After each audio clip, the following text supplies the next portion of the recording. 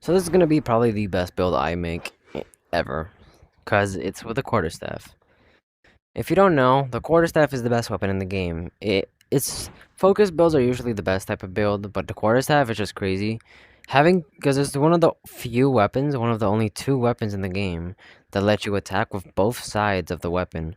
This lets you hit Ironstrike super quickly, so you kind of just kill everything before they can even touch you in the first place. Now, I'm going to show you a few builds with the Quarterstaff. And it's actually just going to be the same build, but with a few skills changed around for every situation. This is going to be a single build that can be swapped around a little bit for every single situation possible. It's going to be good for solo normal, solo endless, or it can be good for multiplayer endless, multiplayer normal runs, for everything. So let's start off.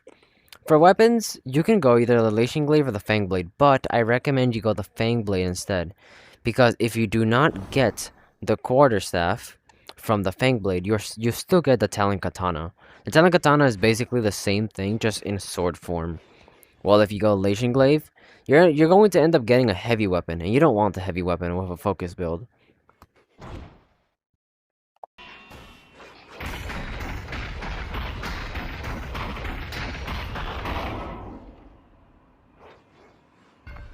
So once you get to your weapon choices, you have a chance of getting the Quarterstaff.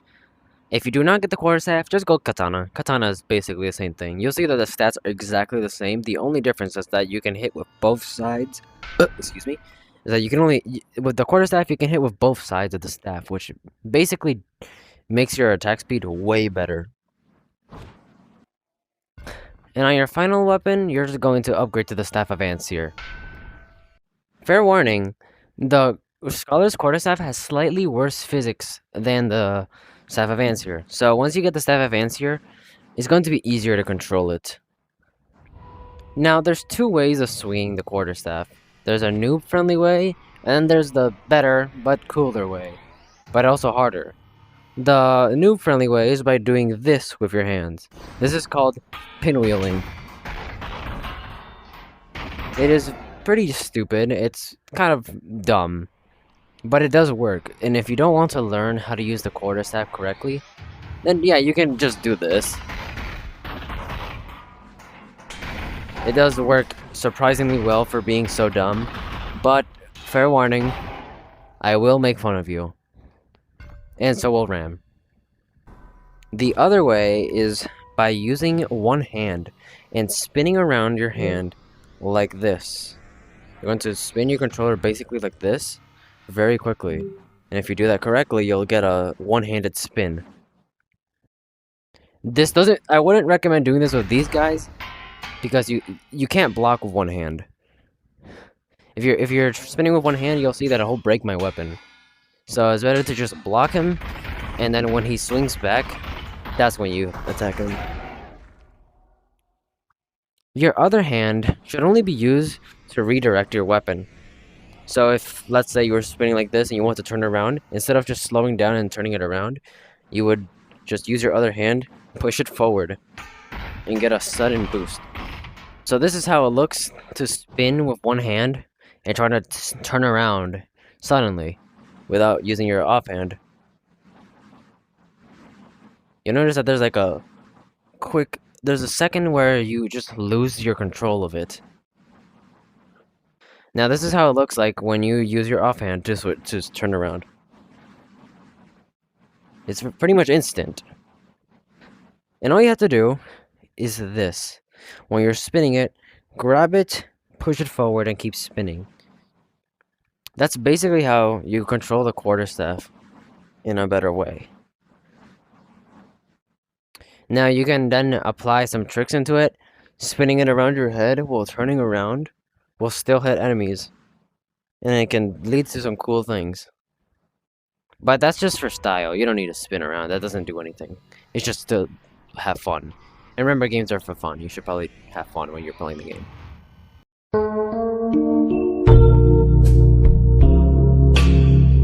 Now for our tactics, there are always going to be the same thing. Our three tactics are going to be riposte. The riposte is going to be your most important one, which is a good thing I got it enhanced because that's incredible. Now riposte is really good because it's the best tactic to continue a fight. Every heavy block will give you a ton of focus, so you get Ironstrike incredibly quickly. Our next two tactics are going to be charge level 2 and follow up level 2. The reason you don't want them level 3 is because you want to save up points. You only get 15 points in normal runs, so you're going to want to save up a few. Charge level 2 will start you off with enough focus to basically instantly get another set of Iron Strikes. So that way you can clean through enemies very quickly. And follow up, it just lets your combos last longer, which is always a good thing. For might, we're going to start off with combo. We're going to get the combo to level 2, and only level 2. If you can go level 3, but the way combo works is that every time you hit an Iron Strike, your damage gets increased by 25% until you hit a cap. At level 1, the cap is 4 Iron Strikes, so you'll deal 100% more damage. The thing is that this cap goes away after you don't attack something for 2 seconds. Leveling up combo, all it does is makes that cap bigger. And if you don't have enough Iron Strikes, you're not going to keep that very large combo of 12 Iron Strikes in a row. It's going to be very hard to do that, so it's only a good idea to go level 2 combo instead, which is 8 Iron Strikes. Our second skill in Might is going to be Rage Strike. You want to get Rage Strike to level 3. You're hitting so many Iron Strikes that you're going to stack up Rage incredibly quickly. If you don't know what Rage Strike does, every single time you hit an Iron Strike, you're going to get Rage. And then if you hold down your trigger button and you hit an Iron Strike when you have Rage, you'll do extra damage based on how much Rage you have. So if I get 79 Rage, my next hit will do 79 more damage. And since you're hitting Iron Strike so quickly, you're just going to deal a lot of damage. You can choose to save up your Rage for another enemy, or you can use it on the same enemy to kill it faster. I like to save it up, so then the next one dies way faster. Now, for our final Might skill, it's going to be depending on what you're doing. If you are playing single player, and that's it, you're going to be going Quick Hit. Quick Hit is good, but it's not the most optimal one. It's only good if you're playing solo. You can use it in multiplayer, it's just that there's better options if you are playing multiplayer. So, if you want to play solo, just go Quick Hit. Quick Hit will just increase your damage by a good chunk. Now, let's say that you were playing in a group with more than one person. So if you're playing duo, if you're playing trio, or squads, you're going to replace Quick Hit for Berserk. Berserk gives you a damage buff for every enemy that you hit. So if you hit one enemy, you're going to get a 40% damage boost. But if you hit 2 enemies, you're going to get another 40%, which turns to 8. That means you get a total of 80% damage. That's at level 1. So this is really good because the more people are in a game, the more enemies spawn in. And this buff lasts for 10 seconds. So if there's a bunch of enemies, you're just going to be constantly turning on your Berserk. Right now it's at 0 because I haven't hit any enemies, but now it's at level 1. And back to level 0 because the 10-second buff ran out. But you get the point. Berserk is really good in a team.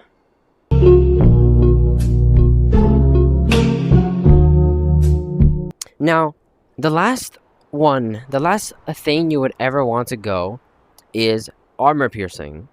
So, armor piercing is pretty good, but it is only good if you get it enhanced. If you get armor piercing enhanced, just replace Berserk or Quick Hit for armor piercing. Or you can replace Rage Strike, but yeah, armor piercing is good. Armor piercing is only good when it's fully enhanced and it's level 3, because you get an extra 150 damage per hit on armored enemies. Now, let's say you were playing Archon run instead. In Archon run, you need to have defensive skills. If you're playing Archon run, defensive skills are a must because Tekka does 400 damage, most enemies basically kill you in a few hits. So, What defensive skills would you want to get? God damn it. So let's go to Fortitude. So the 3 skills you want to get are pretty simple. The first one you want to get is Unstoppable. This makes you invincible for a few seconds after you take damage. This is pretty good because if you take damage, you won't be able to take damage for a few seconds, and you'll be able to regain your footing. So if you mess up, then you're given a little bit of time to fix whatever the hell you messed up with. Like, for example, if I get hit by this guy, well, I get a few seconds of getting into a better spot, for example. Maybe a few seconds of just giving me enough time to kill the enemy. And it's pretty good. Our second skill in Fortitude is going to be Phantom Block. What Phantom Block does is after you block a few times, the next hit you take, it does 0 damage. So you basically become invincible after a few blocks. But obviously that only is for 1 hit. But here's the cool thing. If you get hit when you have Phantom Block, Unstoppable gets turned on. Meaning that you can turn on Unstoppable without taking damage. So let me block this guy a few times. So look, now that I have Phantom Block, if I take a hit, it'll trigger Unstoppable. So that means I got hit and took 0 damage, and the next few hits also deal no damage. Meaning that you are given then a few seconds to get your Phantom Block back again. Okay, our final skill in Fortitude is going to be Stagger. What Stagger does is make it so if you hit a few Iron Strikes on an enemy, that enemy becomes staggered, which means that they cannot damage you on their next hit. I'm gonna hit this guy with 7 Iron Strikes. 1, 2, 3, 4, 5, 6, and on the last one, he becomes staggered, and then the next hit does 0 damage. This, if you get hit when they are staggered, that also activates Unstoppable, meaning that if you don't have Phantom Block, you can get staggered instead. This build with these 3 skills, once they're maxed out, you basically become invincible because Stagger protects you from a hit, and Phantom Block also protects you from a hit. But if you were somehow to lose both of them at once, Unstoppable gives you enough time to get both of them back.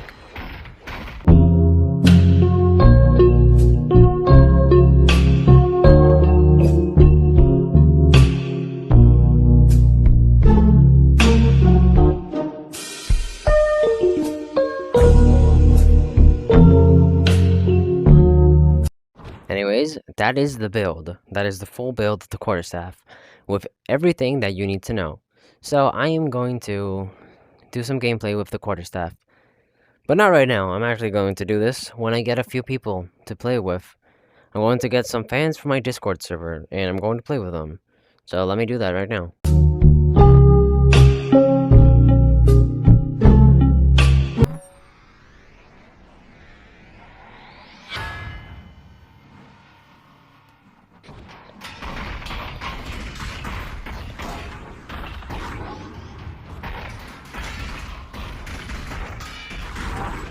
Oh, good lord.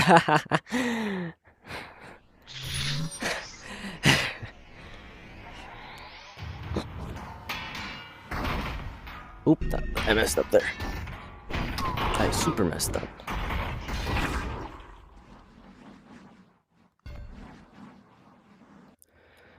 Oh my gosh. Charge Use 2. basic and Anything on your side?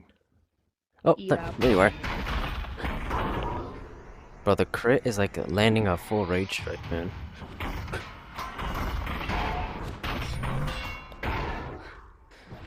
Now I can permanently supply it thanks to the blessing thing. And follow up 2. Oh, no. Doesn't need might. I got bloody life magic. Ew. Dude, it's been with me. Every single option I've had has been life magic. That's sad. Oh boy, give me luck.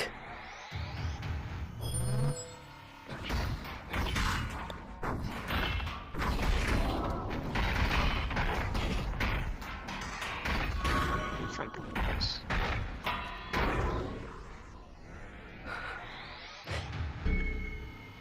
Juggernaut, huh? Wrong enemy.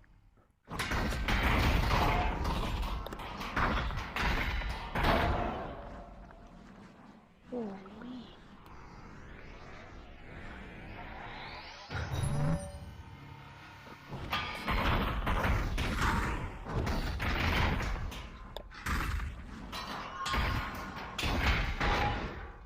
I haven't taken any damage, so life magic is kind of doing nothing. I know. Combo 2. Just in case. And it is. Rust is Be careful. I'll take everything else real quick. hold on. I'm on my way. Got a bug on my back.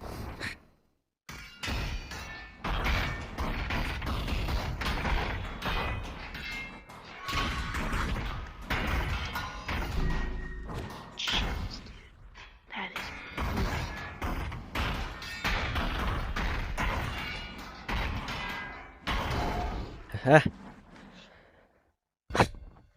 That is cool.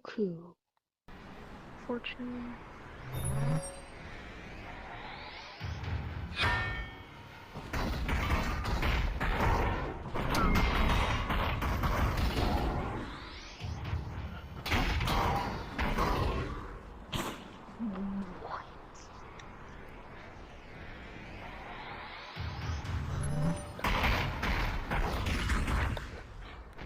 Oh, you're not dead, huh?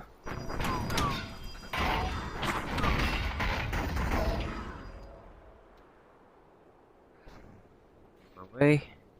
I think I can one-tap him. Bye. 540. Jeez. Miss dash. Great. Heavy.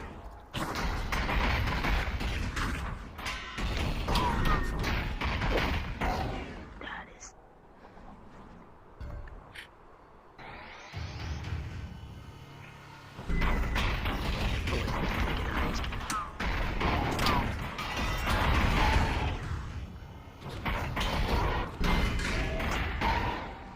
I don't even have time to cast a spell.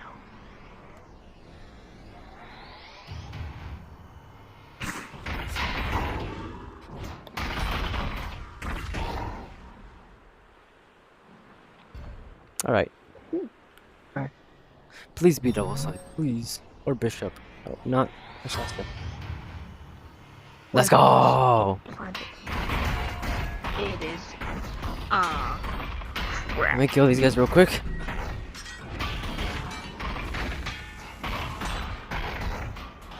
Installed boss. Got him. I'm on my way. Oh my god.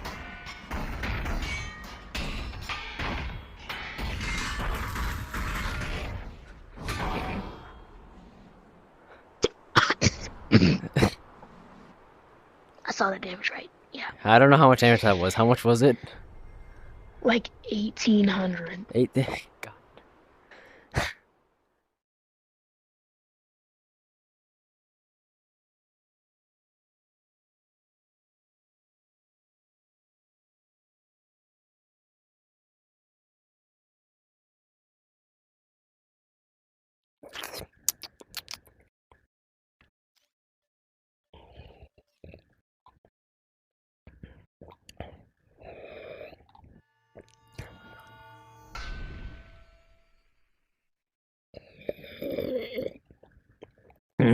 Oh yeah. Grape juice. Oh yeah. Now for our tactic.